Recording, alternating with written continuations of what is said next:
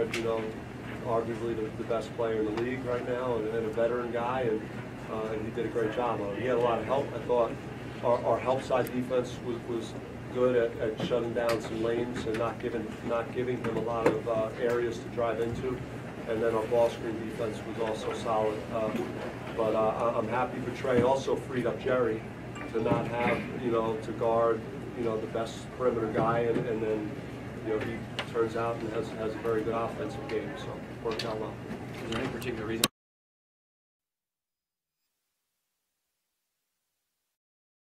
Offensively, and want to guard the premier guards if they're at his position, and he's established himself with his offense as one of the better point guards, and now he's got to do it at the other end, and it was nice to see him do that. And at the same time, I thought that let's take some heat off Jerry right now.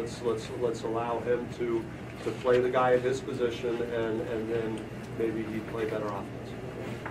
The players talked about change in practice as far as getting more intensity from the immediately start practice. What was behind that? It was just a thought. You know, when you struggle early in games, you second guess yourself. You wonder if you're doing all the right things, or you're talking about the right things with the players, and you examine your warm-ups, you examine your pregame speech, you examine, you know, what's happening during the beginning stages of a game where you're not playing as well. So we want to avoid, you know, droughts and putting ourselves in a deficit early in the game. And I just thought in practice to say, hey, let's try and play the first 20 minutes of practice at the highest level. And you know, I don't know how much effect that would have or not have, but that's what we thought.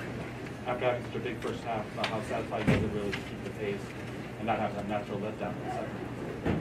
Well, I mean, we felt like we played well enough to put ourselves in a position that in this basketball game, our opponent shouldn't have had a sniff at getting back into the game. So when you play that well in the first half, you want to establish yourself early again in the second half, which we're able to build on our lead and then force Oregon State to continue to chase us. You talked about keeping the guys' confidence up a little bit. I mean, they certainly didn't have the body language of the team that was 1-6 in conference coming in. I think we feel and we believe that we're a better team than our record reflects, and there's nothing to change that at this point. But these guys answer the bell, and they, you know, we've been competitive in every game we've played in the conference.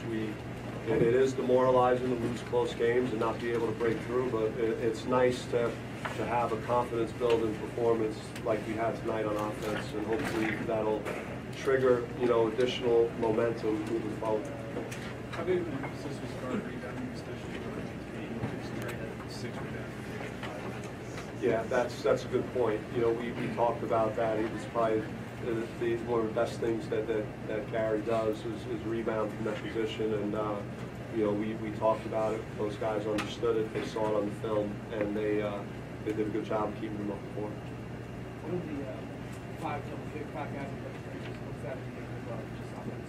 I just think it's balance. It's shot distribution. I don't think we're, you know, there could be games that Trey would take 15 shots if that's what the defense presents. But we're typically, we've talked more about being balanced, and that's what got us a great record in the non-conference with the caliber opponents we face. And it's something that hasn't always been there in some of the losses. So to see a lot of guys playing well and shot distribution, you know, pretty balanced is a positive thing, and then the assist goal.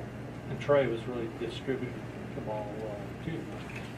Yeah, I mean, we watched the film. We showed Trey, you know, times that he could make the pass, and I think some of that is respect too. I mean, Gary Payton is one of the best defensive guards in the conference. I'm sure he has respect for his on-the-ball defense, and he knows, you know, that he may not always be able to break his guy down and get his shot. He was willing to find teammates.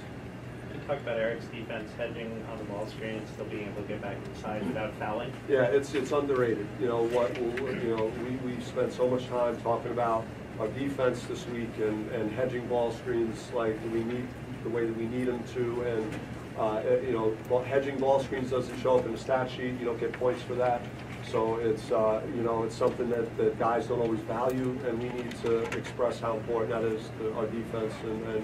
And they were for the most part good with that, especially in the first half. Not as much in the second half, but by then the game was already kind of decided. Did you catch Michael Phelps in the current distraction? That's the first time that I've seen the Curtis distraction this year.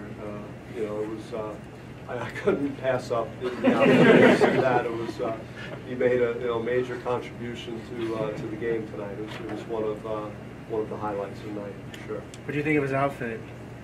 It was appropriate, you know, for his past and his history, and you know, the cool part of it is how much fun he had doing it.